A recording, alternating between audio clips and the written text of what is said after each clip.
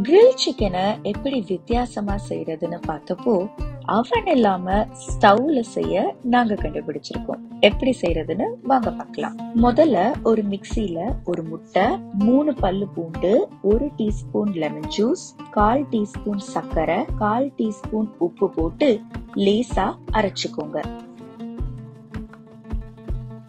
அப்புறமா 1/2 கப்பு எண்ணெய் ஊத்தி ஸ்லோவா அரைச்சு எடுத்துக்கோங்க. இப்போ ஒரு பவுல்ல 3/4 லிட்டர் தண்ணி, 2 டீஸ்பூன் உப்பு, 3 table spoon vinegar, 2 table spoon இஞ்சி பூண்டு பேஸ்ட், 1 டேபிள் ஸ்பூன் காஷ்மீரி மிளகாத்தூள் சேர்த்து நல்லா மிக்ஸ் பண்ணிக்கோங்க. இப்போ ஒரு முழு கோழியை எடுத்து அங்கங்க லேசா வெட்டி ஓபன் பண்ணிடுங்க. இதை இப்போ தண்ணியில போட்டு மினிமம் 30 நிமிஷத்துல இருந்து மேக்சிமம் 2 மணி நேரம் ஃப்ரிட்ஜ்ல வச்சிடுங்க.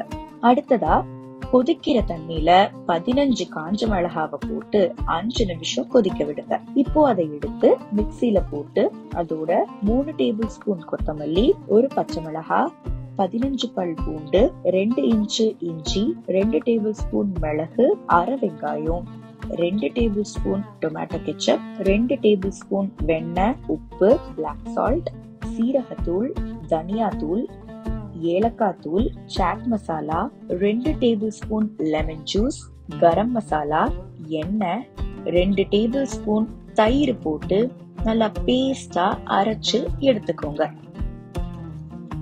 இப்ப அந்த முழு கோழியை எடுத்து நல்லா ஈரத்தை எல்லாம் தொடச்சு எடுத்துடுங்க. அதோட நாம அரைச்ச பேஸ்ட போட்டு எல்லா பக்கமும் உள்ள வெள்ளை எல்லா இடத்துலயும் தடவிட்டு மினிமம் 1 மணி நேரம், மேக்சிமம் 6 மணி நேரம் ஃப்ரிட்ஜ்ல வச்சிடுங்க. அப்புறமா எடுத்து காலை, ரெக்கைய எல்லாத்தையும் கயிறுலயும் டூத் பிக்லயும் கட்டிடுங்க. இப்போ ஒரு பாத்திரத்துல 2 கப்பு உப்பு போடுங்க.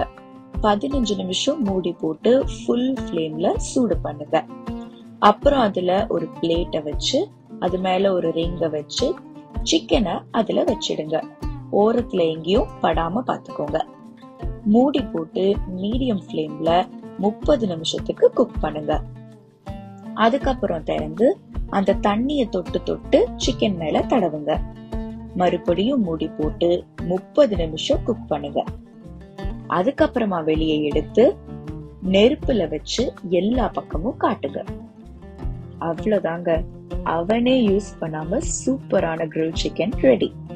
இந்த ரெசிபி உங்களுக்கு பிடிச்சிருந்ததுன்னா மறக்காம நம்ம குக் வித் தமிழ் சேனலுக்கு சப்ஸ்கிரைப் பண்ணிட்டு அந்த பெல் ஐக்கனை கிளிக் பண்ணிடுங்க.